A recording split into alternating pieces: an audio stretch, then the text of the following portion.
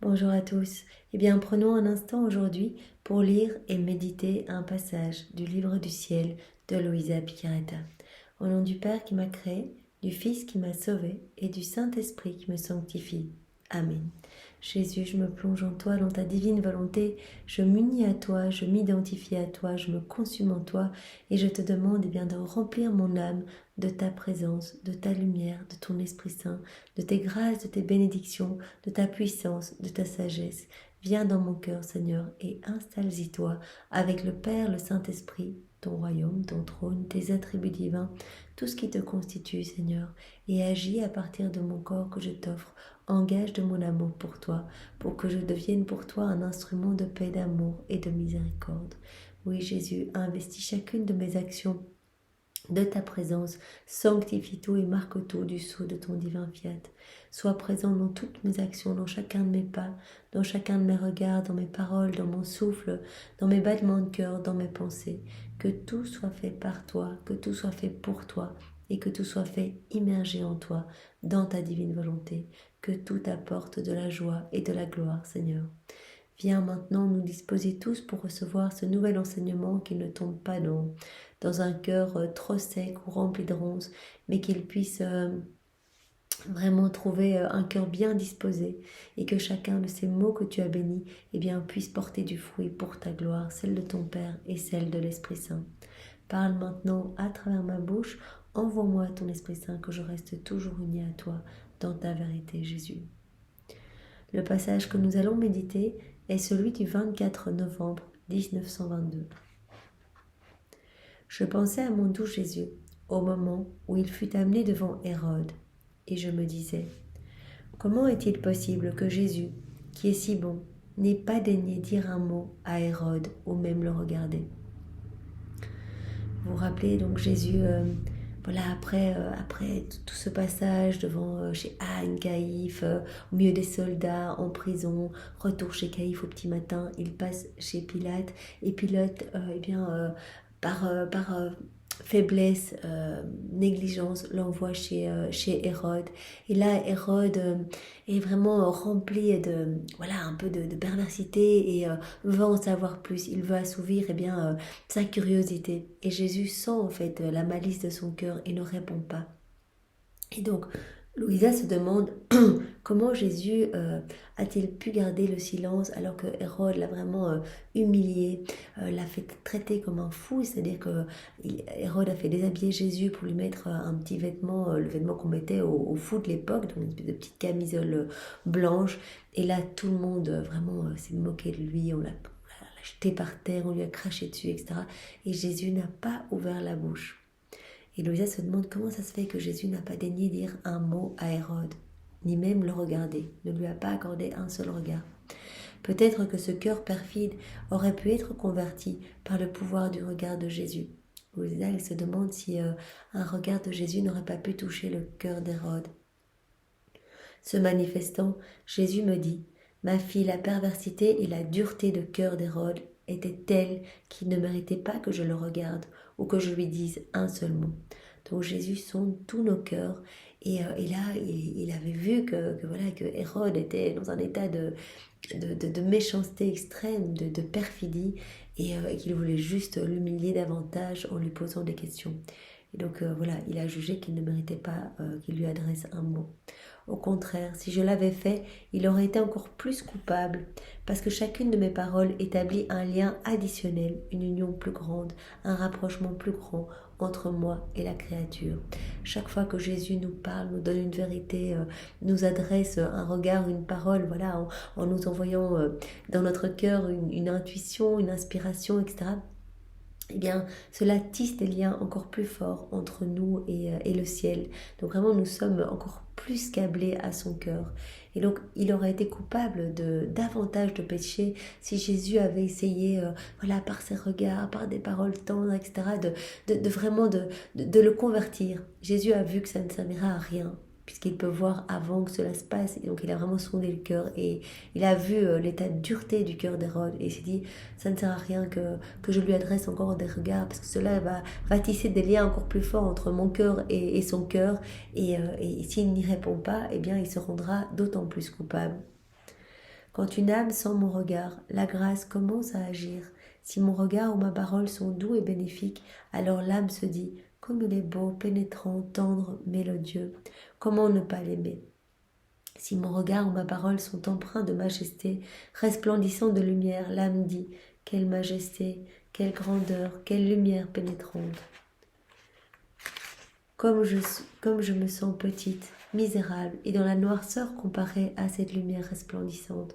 Donc voilà, à chaque fois que nous sommes disposés, que nous nous laissons regarder par Jésus, que nous lui donnons l'autorisation de prendre plus de place dans nos vies, nous nous laissons vraiment toucher par la lumière de son regard, par son Esprit Saint, par sa chaleur, par son amour en fait. Et nous grandissons, nous voyons notre misère d'autant plus que face à la splendeur de Dieu, nous nous sentons vraiment néants. Et c'est dans notre néant que Jésus peut nous remplir de tout ce qu'il est. Il a besoin vraiment de nous dépouiller de tout par vraiment son amour, sa tendresse. Il va nous dépouiller, il va nous nettoyer de tout ce qui résulte de nos volontés propres pour vraiment nous vider complètement et venir prendre cet espace vide, venir l'habiter, venir y remplir le remplir de tous ces attributs divins, de tous ces actes divins, etc.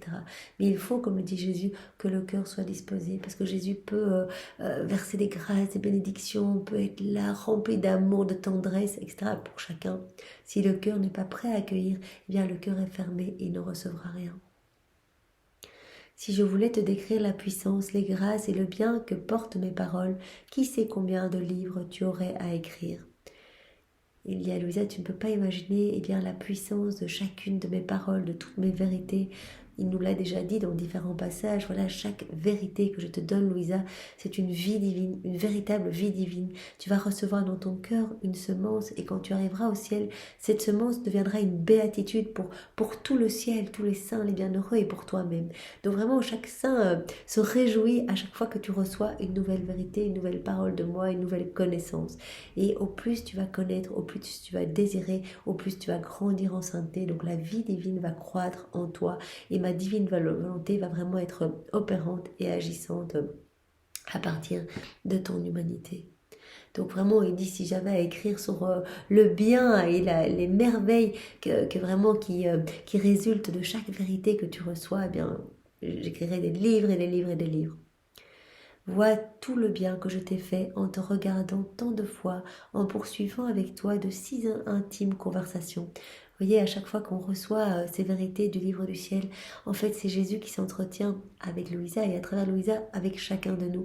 Donc c'est comme si nous étions vraiment dans une petite conversation avec Jésus et qu'il nous donnait des trésors pour vraiment ennoblir nos cœurs. Et donc il dit, tous ces regards, tous ces mots d'amour à travers les écrits du ciel, à travers mes vérités, viennent vraiment façonner l'âme et lui redonner cette ressemblance que l'homme a perdue à travers les siècles en se plongeant dans sa volonté propre. Si tu savais tout le bien que je t'ai fait, en te donnant ces vérités, en te regardant tant de fois, en poursuivant avec toi de tellement intimes conversations. C'est avec nous aussi, Jésus s'adresse à nous. Je ne me suis pas contentée de quelques paroles avec toi. Non, je t'ai servi des exposés complets. Je t'ai parlé des effets de ma divine volonté, de la vie dans ma divine volonté.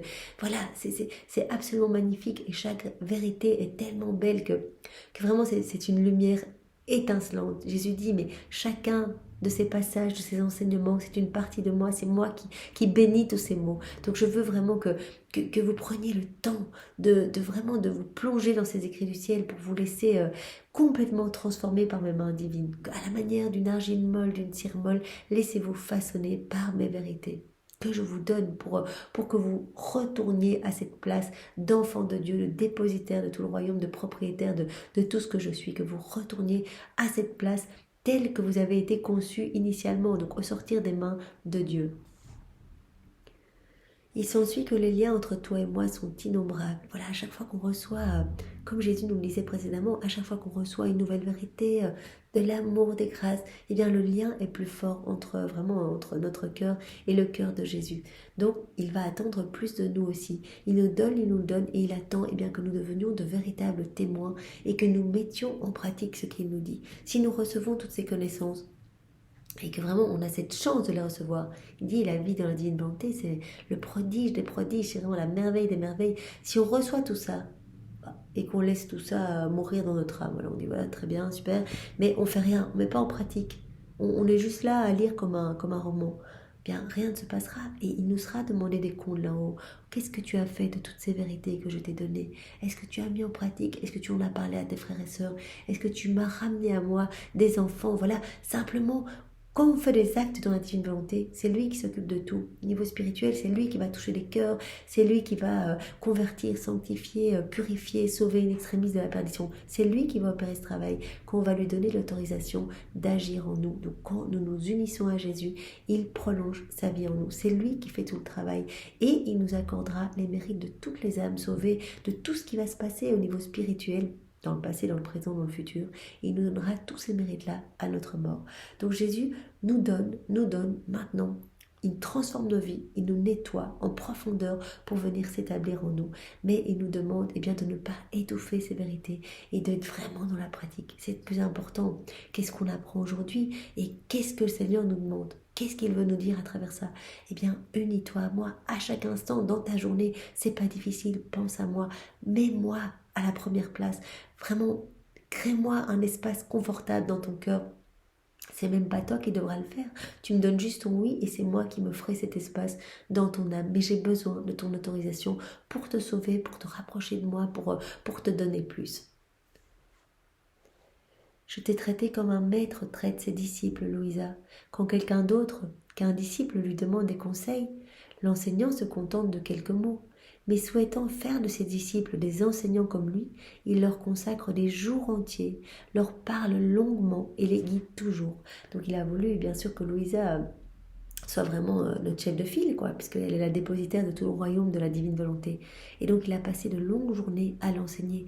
Mais à travers Louisa, c'est à chacun de nous Jésus s'adresse.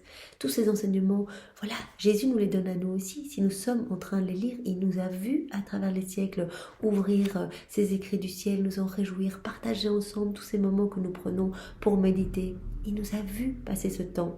Et donc, il nous demande de devenir, comme il demande à Louisa, eh bien, des enseignants pour les autres. Puisque nous avons la chance de recevoir, eh bien, ces trésors. Notre cœur est disposé pour comprendre. Vraiment, le Seigneur est venu infuser sa propre sagesse, sa propre intelligence, pour que vraiment rien ne se perde et que nous puissions être touchés, être bouleversés par ces écrits et désirer ardemment nous unir à Jésus continuellement. Ce trésor, vraiment, nous transforme et nous rapproche vraiment de plus en plus eh bien de ce à quoi nous avions été créés. Voilà, chaque jour, le Seigneur nous ramène un peu plus sur le bon chemin.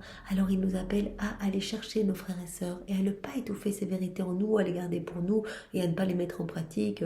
Voilà. C'est la constance, la persévérance et le témoignage. Seigneur, donne-nous vraiment la prière prophétique. Donne-nous vraiment le zèle d'aller chercher eh bien, tous tes enfants, de te les ramener. Et puis si on se sent eh bien, pas capable de parler de la divine volonté parce que les cœurs ne sont pas réceptifs pour le moment, eh bien en tout cas, donne-nous la grâce de faire beaucoup d'actes en union avec toi. Et c'est toi qui te chargeras d'aller toucher les cœurs un tout petit peu ouverts, eh bien recevront des torrents de grâce et de bénédiction à chaque acte que l'on va faire en union avec toi. C'est chaque fois plus de lumière, chaque fois un nouveau soleil, chaque fois cette lumière éclipse ces ténèbres. Et il y a vraiment des pluies, des torrents de cadeaux pour chacun. Dès que nous nous unissons à toi, donne-nous également cette grâce de pouvoir être des âmes expiatrices, réparatrices pour toi, Seigneur, de pouvoir réparer au nom de tous les hommes, de toutes les générations, de pouvoir avoir cette conscience aiguisée du mal. À chaque fois que voilà, Seigneur, il y a de mauvaises choses, eh bien, sois triste en nous, que nous puissions ressentir ta douleur et directement, que nous puissions penser à réparer, à te consoler, à te prendre dans les bras et à refaire, eh bien, tous ces actes dans ta divine volonté, à les plonger vraiment dans ton acte unique et éternel d'amour pour t'offrir le tout, refait comme autant d'actes d'amour, d'adoration et de louange. Merci Seigneur de nous avoir donné tout ce temps, tous ces volumes. Enfin, c'est incroyable, 36 volumes où le Seigneur nous parle, vraiment vient nous toucher et nous donne à profusion. Et il a dit, mais dès que vous parlez de ma divine volonté, mais il n'y a rien qui me fait plus plaisir en fait. C'est vraiment, voilà, ces moments que nous prenons maintenant, mais tout le ciel exulte en fait. Les saints sont là, mais c'est incroyable, il y a une nouvelle gloire, nouvelle qui est donnée tous les bienheureux, tous les saints du ciel, à Marie, vraiment sur la terre, il y a vraiment des personnes qui se sanctifient, qui se convertissent, etc. Donc vraiment, n'étouffons pas ces belles vérités. Si nécessaire, le professeur, donc Jésus reprend cet exemple, se prive de repos pour s'occuper d'eux, pour les instruire. Il ne néglige rien, ni la fatigue, ni la difficulté, ni ses sueurs, pour atteindre son but de transformer ses élèves en enseignants comme lui. Donc le Seigneur, à travers ses enseignements, eh bien, nous façonne pour que nous devenions eh bien, comme, des enseignants nous aussi en fait. Le Seigneur nous donne ces enseignements pour que nous puissions les donner à d'autres. Vraiment que nous puissions, qu'ils puissent utiliser nos bouches pour toucher d'autres âmes qui ne connaissent pas encore les écrits du ciel et que nous puissions vraiment être un tabernacle pour l'Esprit Saint. Que vraiment tout à travers notre humanité puisse ramener des hommes à Jésus. C'est ce que j'ai fait avec toi, Louisa. Je ne t'ai rien caché. Pour les autres, je n'ai eu que quelques mots. Voilà, dans les autres révélations privées, eh bien, le Seigneur, voilà, avec quelques mots, parlait de ce qui lui faisait plaisir. À l'époque, voilà, probablement ces personnes qui sont devenues des saintes, eh bien, et des saints, eh bien, ont reçu voilà, des directives sur comment faire plaisir à Jésus, voilà, comment faire sa volonté. Mais Louisa est la première qui reçoit ces enseignements sur la vie dans la divine volonté, sur vraiment laisser la vie divine, la divine volonté agir en nous, opérer en nous. Donc tu vois Louisa, j'ai passé tout ce temps avec toi, je ne t'ai rien caché. Pour toi, j'ai servi des entretiens longs, de longues leçons, des comparaisons durant la nuit, durant le jour, à toute heure, comme un professeur prendrait du temps et vraiment ne négligerait rien pour vraiment donner le meilleur, donner vraiment tout son savoir aux personnes qui vont être décidées à devenir elles aussi des enseignantes. Eh bien, ici Jésus a pris tout ce temps, 36 volumes, des longs entretiens, des longues conversations avec Louisa, des exemples pour vraiment marteler l'information, vraiment pour toucher nos cœurs, pour que nos cœurs comprennent, s'ouvrent, reçoivent et mettent en pratique. Que de grâce ne t'ai-je pas donné, que d'amour ne t'ai-je pas témoigné, même au point de ne pouvoir être sans toi. J'ai de grands projets pour toi, Louisa. Voilà pourquoi je t'ai tant donné. Et à nous aussi. Regardez tout ce qu'il nous donne. Si nous sommes là aujourd'hui, le Seigneur nous donne. Nous pourrions être en train de faire autre chose. Là, Jésus est au centre de notre conversation. Nous nous plongeons dans vraiment ce qui est le plus important pour lui, ce qui le glorifie le plus, ce qui glorifie le plus son Père et le Saint-Esprit. Que d'amour ne t'ai-je pas témoigné, même au point de ne pouvoir être sans toi. J'ai de grands projets pour toi. Voilà pourquoi je t'ai tant donné. Et toi, tu voudrais me remercier en laissant cacher tout ce que j'ai dit et tout ce que j'ai accompli en toi, me privant ainsi de la gloire que je recevrai quand tout cela sera connu. Donc la connaissance des écrits du ciel amène de la gloire à Jésus. Et il dit à Louisa, regarde tout ce que je t'ai donné, tout ce temps que j'ai passé avec toi, pour que vraiment d'autres âmes soient touchées. Toi, tu voudrais laisser ces écrits cachés? Tant de fois, Louisa, demande à Jésus de pouvoir cacher certaines conversations que Jésus et elle ont eues, parce que vraiment, elle n'est pas à l'aise de devoir parler d'elle. Et Jésus dit, mais ce ne sont pas tes écrits, ce sont mes mots. C'est vraiment, c'est important, comme tu vas être le modèle, la chef de file, la première, c'est très important que tout soit vraiment retranscrit, puisque vraiment, ces mots sont tous bénis et chaque mot va pouvoir toucher des âmes, mais vraiment à l'appel.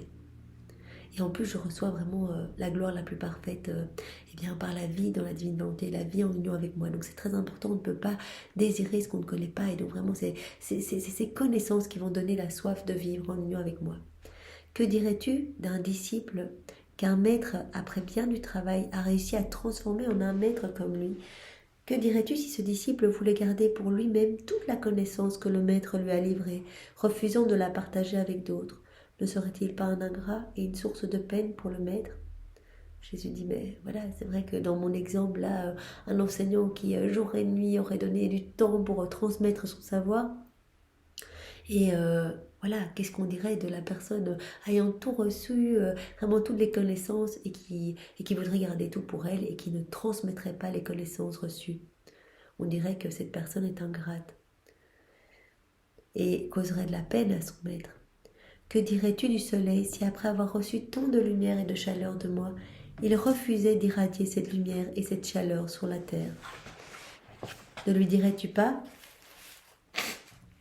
il est vrai que tu es beau, mais tu agis mal en gardant ta lumière et ta chaleur pour toi-même.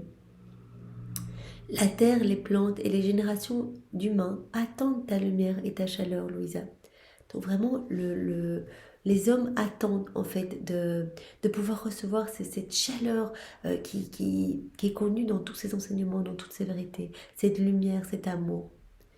Elles en ont besoin pour recevoir la vie et être fertiles. Comme Jésus l'a dit dans d'autres passages, eh bien les hommes sont comme morts. Dans nos volontés propres, on est comme morts. On commence à émettre une odeur de mort en fait, parce que notre âme est dépourvue de Dieu. Vraiment, on a chassé Dieu de nos vies. Et donc maintenant, cette place qui était réservée à Dieu, eh bien on l'a remplie des choses du monde, de tout ce qui résulte de nos volontés propres. Et donc notre âme est gorgée de puanteur et de ténèbres. Et Jésus dit, les âmes ont besoin de cette vie. Voilà, la vie divine contenue par chacune de mes vérités. Chaque vérité est une vie divine. Donc les âmes ont besoin de connaître et vraiment de renaître à cette vie nouvelle. Pourquoi nous prives-tu de tant de bienfaits?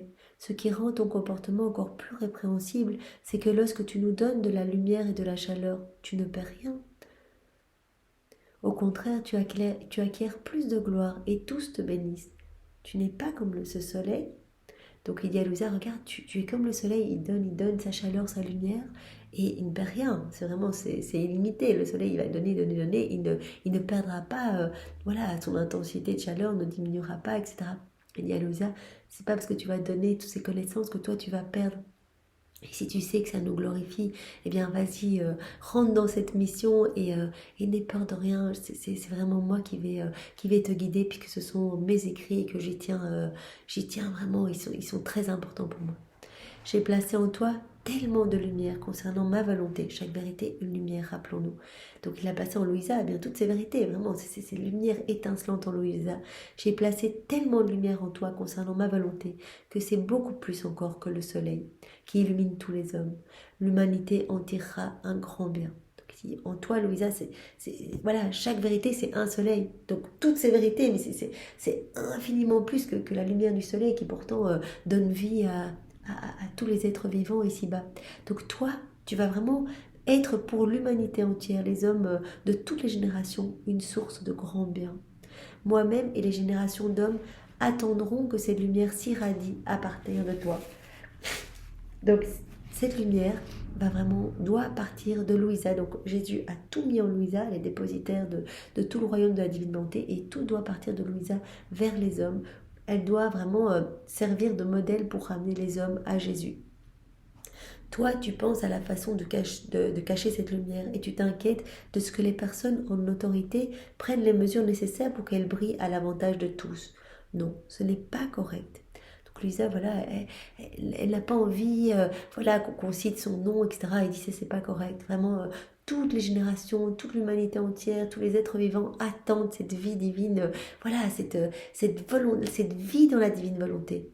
Donc, toutes les âmes ont besoin vraiment de faire rejaillir eh bien, cette vie divine dans leurs âmes. J'ai pensé mourir quand Jésus parlait. Je me sentais coupable parce que récemment, j'avais été soulagée de voir que ceux qui en détenaient l'autorisation avaient été incapables de publier l'un de mes écrits. Louisa, secrètement, eh bien, quand elle avait vu qu'il y avait un peu des difficultés à publier, elle en était soulagée. Et donc Jésus lui dit, c'est pas correct, tu sais que voilà, cet écrit, c'est indispensable pour que vraiment toute la gloire, toute cette dette de gloire et d'amour, eh bien, soit rendue à la Trinité. Oh, comme je me sentais mal d'être réprimandée si sévèrement. Du fond de mon cœur, je demandai à Jésus de me pardonner. Puis il me calma en disant, je te pardonne et je te bénis, mais sois plus prudente à l'avenir afin de ne pas recommencer. Donc voilà, c'est une petite parole pour chacun de nous. N'étouffons pas ce que nous recevons, c'est tellement beau, c'est tellement magnifique et lumineux. Eh bien, tout ce que nous recevons, parlons-en autour de nous. Vraiment, c'est important. Et j'ai cette mission. Voilà, si Louisa, qui est vraiment la choisie de la Trinité, qui est vraiment qui a l'âme toute humble, qui a été travaillée, elle a dû inclure en elle dans les premiers volumes, eh bien, toutes les saintetés, toutes les sortes de saintetés, pour qu'après Jésus puisse consommer ces saintetés humaines en sainteté divine. Donc Louisa, elle est vraiment la sainte. Et si Jésus prend le temps de réprimander Louisa pour dire mais Louisa, ça va pas, c'est pas correct, c'est ingrat de cacher toutes mes vérités, eh bien combien plus le Seigneur nous appelle nous aussi.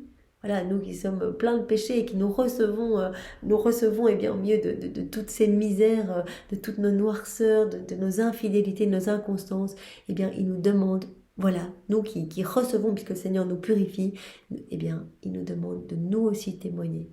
Nous aussi témoigner. Louisa, elle était toute fidèle et elle est réprimandée. Eh bien, nous qui sommes infidèles, inconstants, le Seigneur nous demande de nous aussi eh bien, faire un effort pour vraiment faire rayonner sa lumière à travers nos vies, à travers nos cœurs et ne pas l'étouffer. Voilà. Nous l'étouffons quand nous n'en parlons pas, nous l'étouffons quand nous nous replongeons dans nos volontés propres, etc. Seigneur, donne-nous cette grâce de pouvoir te servir mieux, de pouvoir devenir vraiment pour toi un bon instrument entre tes mains.